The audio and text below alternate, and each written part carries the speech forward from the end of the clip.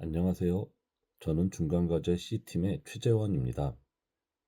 지금부터 문제풀이를 시작하겠습니다. 첫 번째로 주성분 분석에 대해서 이야기해 보겠습니다. PCA는 고차원 데이터를 저차원으로 변환하면서도 데이터의 중요한 정보를 보존하는 아주 대표적인 차원 축소 방법입니다. 이번 분석에서는 R에서 제공하는 디캐스론2 데이터셋을 사용해 볼 겁니다. 이 데이터셋은 10종 경기 선수들의 성과와 특성을 담고 있어서 PCA나 클러스터링 같은 분석을 연습하기에 정말 좋은 데이터입니다. 데이터를 살펴보면 행은 선수들을 나타내고 열은 각 선수들의 경기 기록과 추가 정보를 포함하고 있습니다. 예를 들어 100m 달리기, 멀리뛰기 같은 세부적인 종목별 기록이 들어 있습니다. 이번 분석의 목표는 PCA로 주 성분을 선택하고 이 주 성분을 활용해 종속 변수 y인 포인트 값을 예측하는 회귀 모델을 만들어 보는 겁니다. 진행 순서를 간단히 말씀드리면 Q1에서는 데이터셋을 로드하고 전처리한 후 데이터 구조를 확인할 것입니다. 다음으로 Q2에서는 독립 변수와 종속 변수를 분리해서 분석의 기초를 만들고 Q3에서는 PCA를 수행해서 각 주성분의 중요도를 확인해 보도록 하겠습니다. 마지막으로 Q4에서는 선택된 주성분을 사용해 회귀 모델을 만들고 예측값을 분석해 보겠습니다. 그럼 이제 Q1부터 시작해 보겠습니다. 다음 슬라이드에서 진행하겠습니다.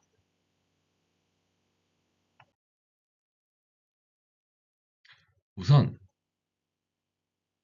팩토 엑스트라 패키지에서 제공하는 디캐스론2 데이터셋을 불러왔습니다. 앞에서 말씀드린 것처럼 이 데이터는 10종 경기 선수들의 다양한 기록들을 포함하고 있습니다. 총 27개의 관측지와 13개의 변수로 구성되어 있습니다.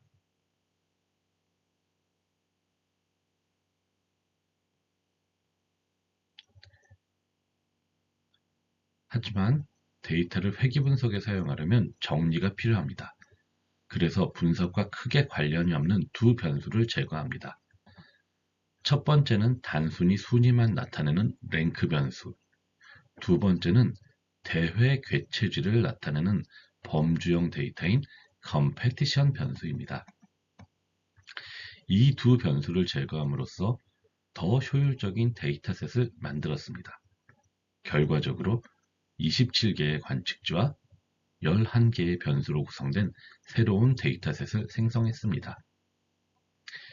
여기서 독립 변수는 10종 경기의 경기 기록들이고 종속 변수는 선수들의 최종 점수인 포인트입니다. 그런데 이 데이터 안에 결측지가 포함되어 있어서 이 부분은 다음 단계인 Q2에서 처리하도록 하겠습니다. 다음 장표로 넘어가겠습니다.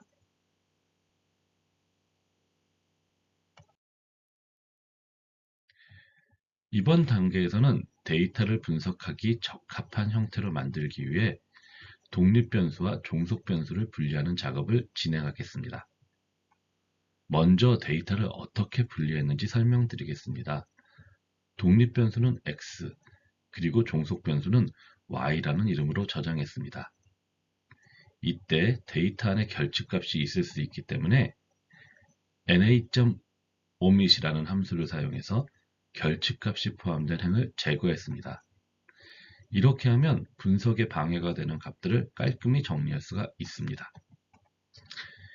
이후에는 변수가 제대로 분리되었는지 확인하기 위해 데이터 구조와 초기 데이터를 살펴보았습니다. 이 과정에서 독립 변수와 종속 변수가 올바르게 분리되었는지 검증하는 것이 매우 중요합니다. 왜냐하면 독립 변수와 종속 변수의 분리는 회귀 분석의 가장 기본적이면서도 중요한 단계이기 때문입니다. 만약 이 단계에서 데이터가 제대로 준비되지 않으면 분석 결과가 왜곡될 수 있습니다. 그래서 이번 단계에서는 결측값을 제거하고 변수들을 분리함으로써 분석의 신뢰도를 확보할 수 있는 기반을 마련했습니다. 이제 데이터를 깔끔히 정리했으니 다음 단계인 PCA를 수행할 준비가 완료되었습니다. 그럼 다음 장표에서 PCA를 수행해 보도록 하겠습니다.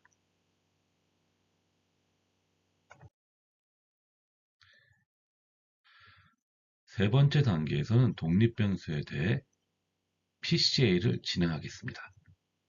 여기서 PCA는 데이터를 간단하게 만들면서도 중요한 정보를 최대한 보존하는 방법입니다. 이번 과정의 목표는 데이터의 차원을 축소하고 각 주성분이 얼마나 중요한지 확인하는 겁니다. 먼저 왜 PCA가 필요한지 간단히 말씀드리겠습니다. 독립변수의 수가 너무 많으면 모델이 복잡해지고 과적합이 발생할 가능성이 높아집니다. 특히 변수들 간의 상관관계가 높다면 데이터를 변환해서 주요 축을 기준으로 차원을 줄이는 게 더 효율적입니다. 그래서 PCA를 통해서 데이터를 새로운 주성분으로 변환한 뒤 각 주성분이 설명하는 분산 비율을 확인하게 됩니다. 이 과정을 위해 다음과 같은 코드를 사용했습니다. 먼저 변수 간 단위 차이를 맞추기 위해 데이터를 표준화하는 과정을 적용했습니다. 이 작업은 모든 변수의 평균을 0으로 표준 편차를 1로 맞추는 겁니다. 이렇게 하면 각 변수에 동일한 가중치를 부여할 수 있습니다. 그 다음으로 프로컴프 함수를 사용해 PCA를 수행했습니다. PCA는 공분산 행렬을 기반으로 고유값과 고유 벡터를 계산해서 새로운 축, 즉 주성분을 생성합니다. 마지막으로 서머리 함수를 사용해서 각 주성분이 데이터를 얼마나 잘 설명하고 있는지 그리고 누적 분산 비율을 확인했습니다. 결과를 보면 PC1부터 PC6까지의 주성분은 데이터의 약 90% 이상의 분산을 설명하고 있습니다. 그리고 PC1부터 PC4까지의 주성분은 데이터의 약 80% 이상의 분산을 설명하고 있죠. PC1부터 PC6을 선택하면 데이터의 대부분을 보존하면서 더 높은 설명력을 얻을 수 있습니다. 반면 PC1에서 PC4를 선택하면 간단한 모델로 만들 수 있으면서도 적당한 설명력을 유지할 수 있습니다. 결론적으로 PC1에서 PC6은 높은 설명력과 정확도가 필요한 경우에 적합하고 PC1에서 PC4를 선택할 경우 이 모델은 단순하게 만들고 효용성을 높이는 데 유리합니다. 이번 단계에서는 PCA를 통해 데이터를 간결하고 효율적으로 분석할 수 있는 기반을 마련했습니다. 다음 단계에서는 이렇게 축소된 데이터를 사용해 회귀 분석을 진행해 보겠습니다.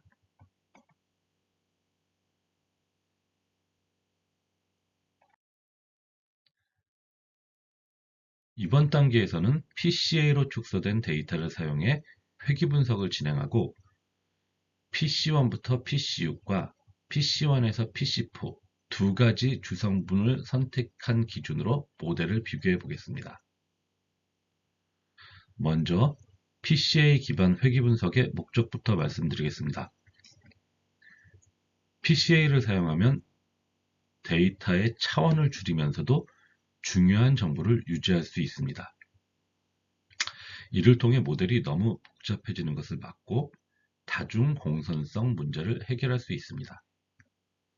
결과적으로 PCA로 선택된 주성분을 독립변수로 사용해서 종속변수 Y, 즉 여기선 포인트겠죠. 포인트를 예측하고 두 모델의 성능을 비교해서 최적의 구성으로 결정하는 것이 이번 단계의 목표입니다.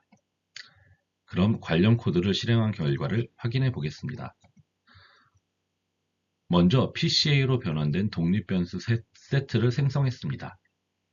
그 다음 90% 이상의 분산을 설명하는 PC1부터 PC6과 80% 이상의 분산을 설명하는 PC1에서 PC4 사이의 데이터 프레임을 각각 만들어서 회귀 분석을 수행해 보았습니다. 분석 결과를 살펴보면 PC1에서 PC6 모델은 R제곱과 어드저스트 R제곱 값에서 더 높은 성능을 보여주었습니다. 또한 잔차 범위도 PC1부터 PC6 모델이 더 좁아 예측이 더 안정적이라는 것을 알 수 있습니다. 하지만 PC1부터 PC4 모델은 사용한 주성분의 개수가 적기 때문에 모델이 훨씬 단순하고 계산 비용이 낮다는 장점이 있습니다. 결론적으로 PC1에서 PC6 모델은 높은 정확도와 안정성을 필요로 하는 경우에 적합하고 PC1에서 PC4 모델은 단순성과 효율성을 우선시할 때 유리합니다.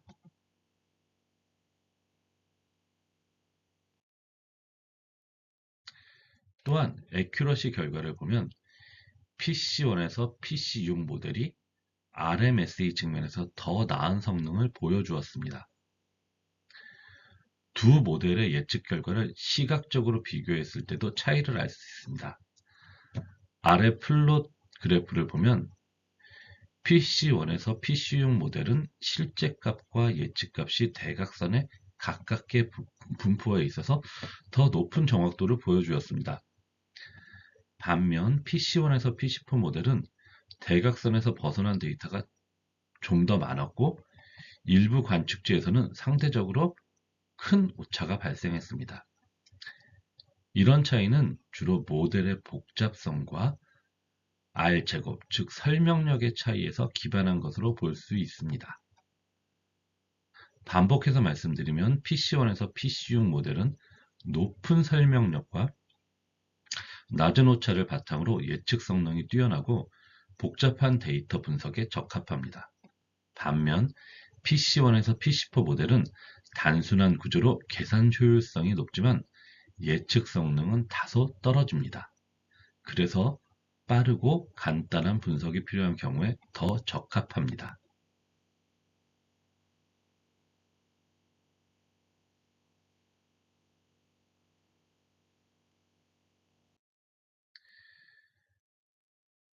결론을 요약해서 말씀드려 보겠습니다.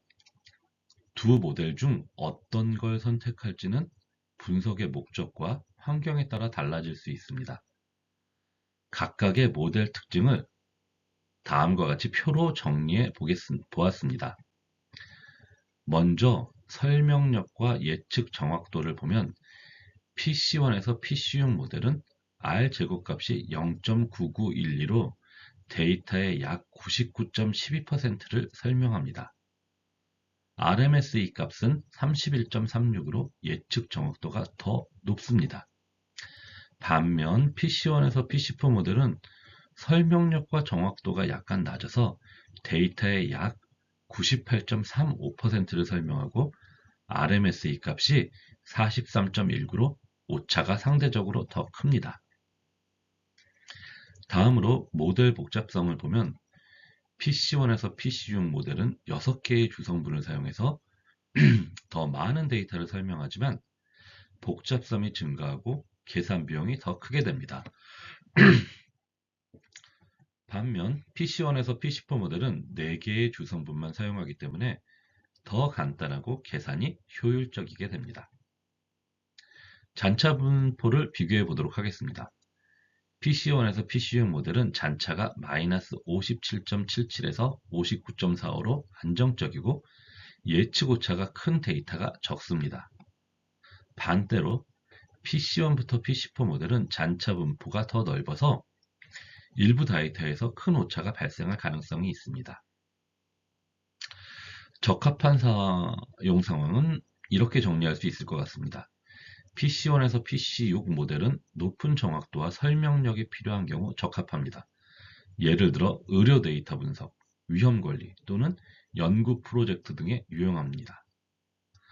PC1에서 PC4 모델은 효율성과 단순성이 필요한 경우에 적합합니다. 예를 들어 실시간 예측, 프로토타입 설계 또는 간단한 트렌드 분석에 유리합니다. 마지막으로 장단점을 살펴보게 되면 PC1에서 PC용 모델은 높은 정확도를 제공하지만 복잡성과 계산 비용이 단점으로 작용할 수 있습니다.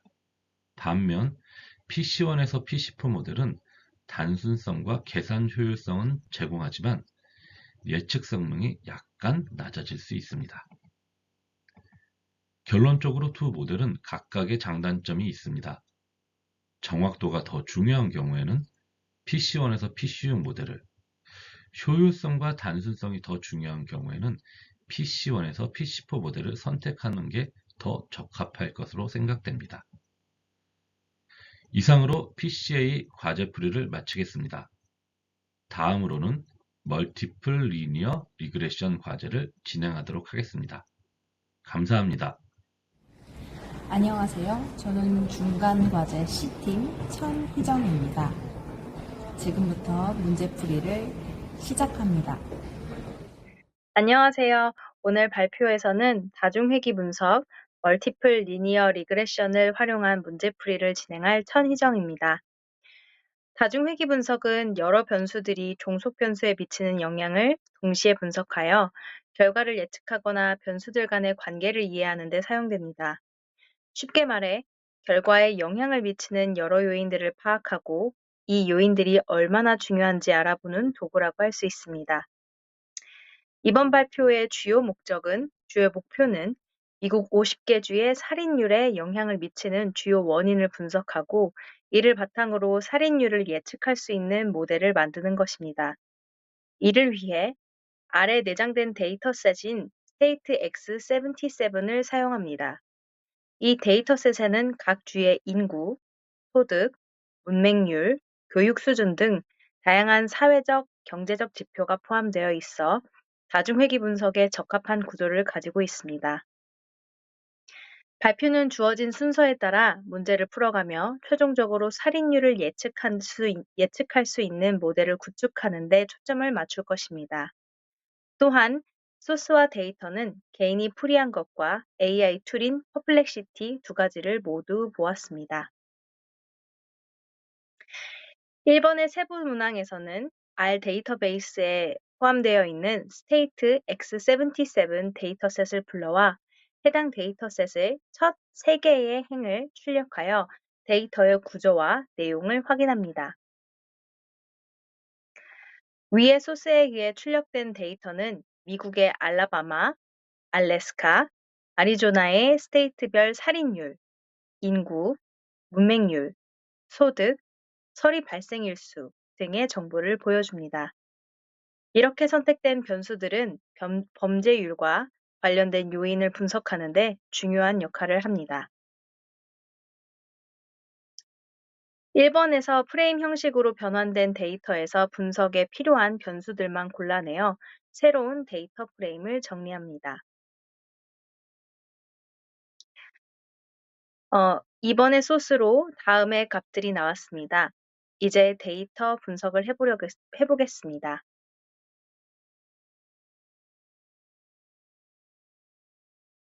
모든 독립변수인 인구, 문맹률, 소득, 서리 일수를 사용해 살인율을 예측하는 다중회귀 분석을 수행했습니다.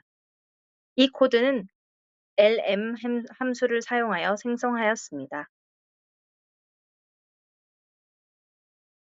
그래서 나온 결과값이고요. 이 결과를 설명하겠습니다. 먼저 문맹률은 살인율에 가장 큰 영향을 미치는 변수로 나타났습니다. 문맹률이 1% 증가하면 살인율이 약 4.140 증가하는 것으로 분석되었습니다. 또한 문맹률의 p-value는 2.19 곱하기 10의 마이너스 5승으로 매우 작은 값입니다. 이는 문맹률이 살인율에 매우 유의한 영향을 미친다는 것을 강하게 보여줍니다. 다음은 인구도 유의미한 변수로 나타났습니다. 인구가 1명 증가할 때 살인율은 약 0.000224명 증가하였습니다. p-value는 0.0173으로 통계적으로 유의미한 변수임을 확인할 수 있었습니다. 반면에 소득과 서리일수는 살인율에 거의 영향을 미치지 않은 것으로 나타났습니다. 이 두 변수의 p-value는 각각 0.9253과 0.9541로 매우 크며 통계적으로 유의미하지 않았습니다. 따라서 이 변수들은 살인율을 설명하는 데 중요한 역할을 하지 않다고 볼 수 있습니다.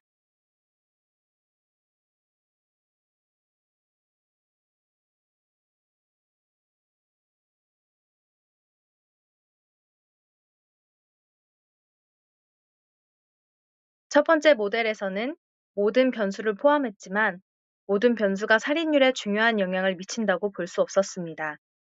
불필요한 변수를 제거하면 더 간단하고 효과적인 모델을 만들 수 있기 때문입니다.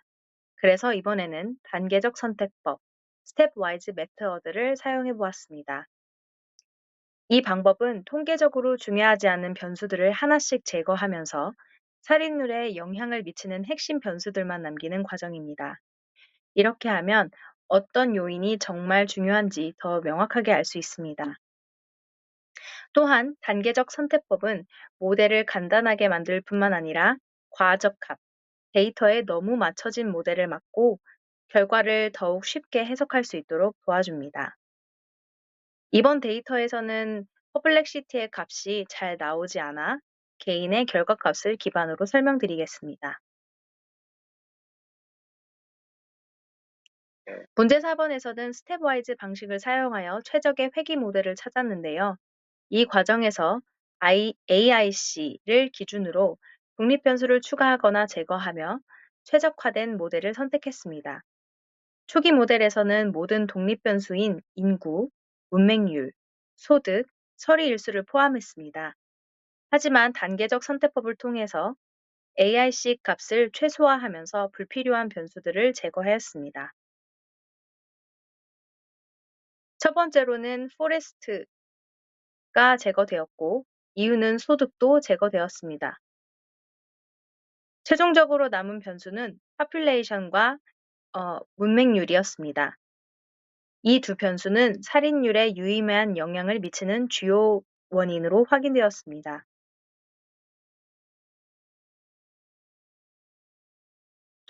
최종 모델의 결과를 보면 3번 문제와 같은 결과가 나왔습니다.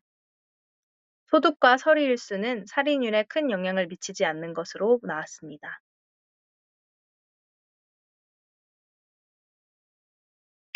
5번 문제에서는 두 가지 모델을 비교했는데요. 첫 번째 모델은 모든 변수를 포함한 완전한 모델이고 두 번째 모델은 단계적 선택법을 사용해 중요한 변수만 남긴 간소화된 모델입니다. 그렇다면 이 두 모델을 왜 비교했을까요? 그 이유는 모델의 성능과 단순성 간의 균형을 평가하기 위해서라고 생각합니다.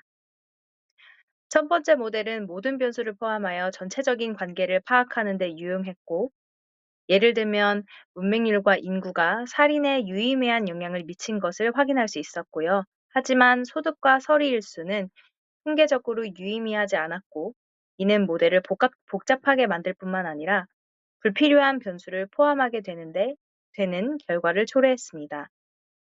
반면 두 번째 모델은 단계적 선택법을 통해 중요한 변수들만 남겨놓고 더 간결하게 해석하기 쉬운 결과를 제공했습니다. 최종적으로 선택된 변수는 문맹률과 인구로 이 두 변수는 살인율에 유의미한 영향을 미치는 주요 원인으로 확인되었고요. 또한 불필요한 변수를 제거함으로써 과적합의 위험을 줄이고 새로운 데이터에서 더 일반화된 결과를 얻을 수 있는 장점이 있었습니다. 결과적으로 두 접근법은 서로 다른 목적을 가지고 있다고 생각합니다. 첫 번째 모델은 문제를 포괄적으로 이해하는 데 초점을 맞췄고, 두 번째 모델은 실질적이고 실행 가능한 해결책을 제시하는 데 중점을 두었다고 생각합니다. 중요한 것은 단순히 숫자를 맞추는 것보다 데이터를 통해 문제의 본질을 이해하고 이를 기반으로 의미 있는 결론을 도출하는 것이라고 생각합니다. 감사합니다. 저는 중간과제 C팀의 안희철입니다. 지금부터 문제풀이를 시작하겠습니다. 네, KNN에 대해서 발표를 진행하겠습니다. KNN은 머신러닝 알고리즘으로 새로운 데이터 포인트를 기존 데이터와의 거리, 즉 새로운 관측치에 대한 관측치에 근접해 있는 그런 기존 데이터들을 기반으로 분류하거나 예측하는 기법입니다. 이 세 번째 문제는 R 패키지 ML 벤치에 포함된 피마 인디언스 다이아비티스 2라는 그 데이터셋을 활용해서 당뇨병 여부를 예측하는 그런 KNN 모델을 구현하고 최적의 K 값을 구해서 이 모델의 성능을 확인하는 문제입니다. 첫 번째로 코딩에 필요한 패키지를 설치하고 라이브러리 함수를 사용해서 해당 패키지들을 불러옵니다. 그 다음 이 피마 인디언스 다이아비티스 2 데이터셋을 불러오고 이 데이터셋이 어떻게 구성되어 있는지 살펴봤습니다. 이 데이터셋은 그 프레그넌트, 글루코스, 프레셔와 같은 그런 9개의 피처로 구성되어 있고 총 768개의 옵저베이션이 있습니다. 데이터 분석에 방해가 될 수 있기 때문에 na.omit 함수를 이용해서 그 결측값이 있는 옵저베이션을 제거하고 그 데이터셋을 다시 확인을 해보니까 이 옵저베이션이 392개로 줄어든 것을 확인할 수 있었습니다. 이 데이터의 결측값, 즉 missing value가 있으면 이 KNN 알고리즘과 같은 예측 모델이 제대로 작동하지 않을 수 있습니다. 따라서 이 결측값을 제거하는 등 예측이나 머신러닝에 적합하도록 이 데이터를 정제하는 것이 굉장히 중요합니다. 다음으로 예측 모델을 구현하기 위해서 이 트레인 그리고 발리드 테스트로 데이터셋을 3대 1대1 비율로 나누어 줍니다. 결과적으로 트레인 데이터셋에는 결측값을 제거한 392개의 observation 중에 235개가 할당이 됐고 또 발리데이션과 테스트에는 각각 78개, 79개의 observation이 할당되었습니다. 이 문제에서는 이 주어진 데이터셋으로 당뇨병을 예측하는 그런 KNN 모델을 구현하는 것이기 때문에 이 종속 변수를 다이아비티스로 지정을 하고 나머지 피처들을 다 독립 변수로 지정해서 각 데이터셋을 X와 Y로 구분했습니다. 그 전에 이 독립 변수들의 스케일이 모두 다르기 때문에 이 스케일이 큰 특정 변수가 모델 성능에 영향을 미치지 않게 하기 위해서 노멀라이제이션, 즉 정규화를 실시했습니다. 이 정규화를 통해서 스케일이 다른 변수들의 범위를 정규 분포를 따르는 동일한 스케일로 조정을 할 수가 있습니다. 트레인 발리데이션 데이터셋의 테스트 데이터셋의 독립 변수들에 대해 정규화를 마친 결과는 화면 오른쪽에 보시는 바와 같습니다. 네, 이제 이 KNN 분류기를 실행을 합니다. 그 K를 우선 3으로 설정을 해서 KNN 모델로 종속 변수인 그 당뇨병, 다이아비티스를 훈련하고 예측했습니다. 훈련에는 그 트레인 데이터를 사용하고 예측에는 사실 검증이죠. 이번 단계에서는 그 검증에는 발리드 데이터를 사용했습니다. 또 훈련과 그 검증이 다 끝나면 발리드 데이터셋의 실제 값과 그 예측 값을 비교해서 모델의 정확도를 계산했습니다. 모델의 정확도를 계산한 결과 74.35%의 정확도를 보였습니다. 네, 이번에는 그 트레인 데이터와 발리드 데이터를 이용해서 최적의 K 값을 찾아보았습니다. 이 KNN 모델에서는 최적의 K 값을 선택해서 그 예측 모델의 성능을 최대화할 수 있습니다. 이 최적의 K 값은 오버피팅이나 언더피팅을 방지하는 데 중요합니다. K를 1부터 20까지 변경하면서 정확도를 측정하기 위해 K와 정확도로 구성된 데이터 프레임을 먼저 생성을 했습니다. 그리고 이제 for 반복문으로 K를 1부터 20까지 변경하면서 측정한 그 정확도를 미리 생성해 놓은 데이터 프레임에 기록을 합니다. 이 정확도를 확인해 보면 K가 11일 때 정확도가 약 76.92%로 가장 높게 나타났습니다. K가 3일 때 정확도인 74.35%와 비교하면 약 2.6%포인트가 향상되었습니다. 네, 그리고 이번에는 앞에서 찾은 최적의 K 값을 이용해서 그 테스트 데이터셋의 종속 변수인 그 다이아비티스를 예측해 봤습니다. 네, 학습 데이터는 동일하게 트레인 데이터를 사용을 했고, 그 테스트 데이터의 종속 변수를 예측했습니다. 맨 오른쪽에 있는 결과를 보면 그 예측 결과가 액추얼 데이터와 동일한 경우가 총 79개 옵저베이션 중에서 64개로 나타나서 정확도가 약 81.01%로 나타났습니다. 이는 앞서 보셨던 그 발리드 데이터에 대한 정확도인 약 76.92%보다 높은 성능을 보였습니다. 하지만 이 문제의 경우에는 그 당뇨병 여부를 판단하는 문제이므로 실제 포지티브인 케이스를 네거티브로 잘못 예측하면 큰 문제가 발생할 수 있기 때문에 재현율, 즉 리콜에 대한 지표를 한번 살펴봤습니다. 재현율은 실제 포지티브인 케이스를 네거티브로 잘못 예측한 케이스, 즉 false negative와 실제 포지티브인 케이스를 포지티브로 잘 예측한 케이스, 즉 true positive를 합한 값을 분모로 두고 이 true positive를 다시 분자에 둬서 계산한 값입니다. 이 재현율은 민감도, 즉 sensitivity와도 동일한 값입니다. 이를 계산해보면 약 58.33%로 재현율이 낮게 나타났습니다. 이상으로 KNN 문제에 대한 발표를 마치겠습니다. 안녕하세요. 저는 중간과제 C팀의 허권민입니다. 지금부터 문제풀이를 시작하겠습니다. 안녕하세요. 나이브 베이즈 발표를 맡게 된 허권민입니다. 나이브 베이즈는 확률 이론에 기반한 단순하고 효율적인 분류 알고리즘으로 텍스트 분류 같은 작업에서 널리 활용되는데요. 이번에 교수님이 내신 4개 문제를 나이브 베이즈 기법을 활용해서 진행해 보도록 하겠습니다. 우선 먼저 데이터셋에 대해서 설명을 드리면 하우스보트 84 데이터셋이라고 1984년 미국 하원의원들의 주요 법안 투표 기록된 내용인데요. 이 데이터는 이제 R 패키지에 ML 벤치라는 패키지를 통해서 다운받았습니다. 그래서 나이브 베이지는 이제 클래스, 이제 정당을 예측하는 분류 문제에 사용되는데, 그러니까 결국은 어떤 법안의 찬성인지 반대인지를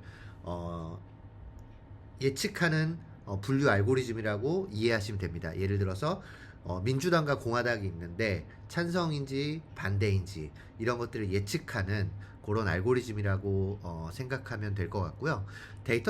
문제를 하나씩 보기 전에 데이터셋을 먼저 살펴보면, 일단 미국 하원 의원들의 투표를 기반으로 했어요. 그래서 여기에 각 행들은 한 명의 하원의원을 나타내고 각 열은 이제 특정 법안의 투표 결과를 나타냅니다. 총 17개의 변수가 있는데, 값은 이제 크게 보면 이제 결국 클래스는 민주당이냐 공화당이냐 요 두 가지고요. 이제 나머지 16개는 각 법안에 대한 투표를 기록했어요. Yes나 No. 다만 여기서 문제도 설명드리겠지만 투표하지 않은 우리도 기권이라는 게 있잖아요. 그럼 결측값을 또 있는지도 또 확인해야 되는 게 있기 때문에 이제 그런 부분을 4단계로 진행을 했고요. 그래서 투표 기록은 찬성이냐 반대냐 아니면 입장을 밝히지 않았느냐, 이제 이렇게 우선은 분류를 했고, 샘플 크기는 이제 총 445명의 하원의원 행위 포함되어 있다는 걸 말씀드리고요. 이걸 통해서 제가 말씀드리려는 거는 의원들의 투표 패턴을 기반으로 그 의원이 어떤 정당인지를 예측할 수 있는지를 나이브 베이즈 모델을 통해서 알아보려고 하고요. 이제 가장 마지막에는 라플라스 스무딩이라고, 이 부분은 이제 나이브 베이즈의 어떤 희소성 문제를 해결하기 위해서 마지막에 요걸 통해서 그러니까 특정 클래스에서 관찰되지 않은 값의 확률을 0으로 반환하는 이제 그런 부분을 진행할 예정입니다. 그럼 하나씩 살펴보도록 하겠습니다. 자, 우선 데이터셋은 저도 이거 불러오는데 너무 힘들었는데요. 이게 4.42 버전이냐 4.41 버전에 따라서 많이 다르더라고요. 그래서 하우스포트 84 데이터셋을 불러온 다음에 가장 먼저 이제 데이터의 결칙값이 있는지를 먼저 확인했어요. 그래서 결칙값이 있다면 이제 해당 행을 삭제해서 데이터를 정리하는 거고, 이제 결칙값을 하는 이유는 결칙값이 있으면 이제 나이브 베이지 모델이 제대로 작동하지 않을 수 있기 때문에 먼저 데이터를 깨끗이 정리하는 게 중요했기 때문에 먼저 이 단계를 거쳤습니다.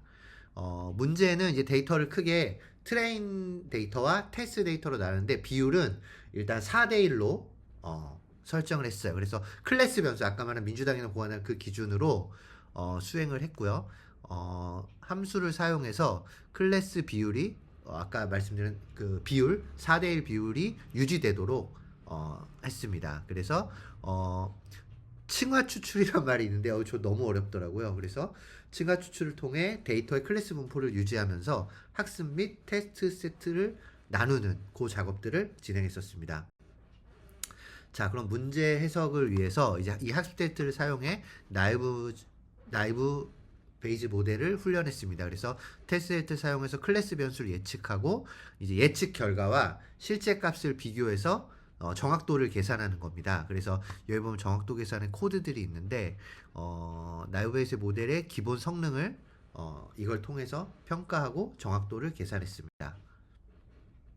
그래서 요 결과값이 있어요. 그래서 좌측에 보면은 제가 너무 길어가지고 잘랐는데 우측에 보면 요 두 가지가 이제 좌측은 민주당, 우측은 공화당 이렇게 해서 분류가 됐고요. 네, 그렇게 분류가 됐습니다. 그리고 이제 마지막에 아까 말씀드렸던 라플라스 스무딩을 실시했는데요. 요거는 이제 설명드리면 특정 클래스에서 관찰되지 않는 값의 확률을 계산할 때 0을 반환할 수 있다. 그래서 라플라스 스무딩이라고 하는 건 각 범주의 빈도에 작은 양을 추가해서 확률이 이제 0이 되는 걸 방지하는 거죠. 그래서 뭐 이것도 엄청 길긴 한데 저도 그 잘 하시는 분의 도움을 얻어서 테스트 데이터 예측하고 정확도를 계산해서 요것으로 마무리를 졌습니다. 그래서 지금도 보시면은 좌측과 우측 길어서 위에 부분은 잘랐고요. 여기 보면 좌측이 있고 우측이 있는데 기존 모델과 그러니까 그 전에 저희가 질문 3에서 했던 그거와 비교해서 정확도가 향상되는지 확인했고요. 그래서 이 부분으로 일단 결론을 냈습니다.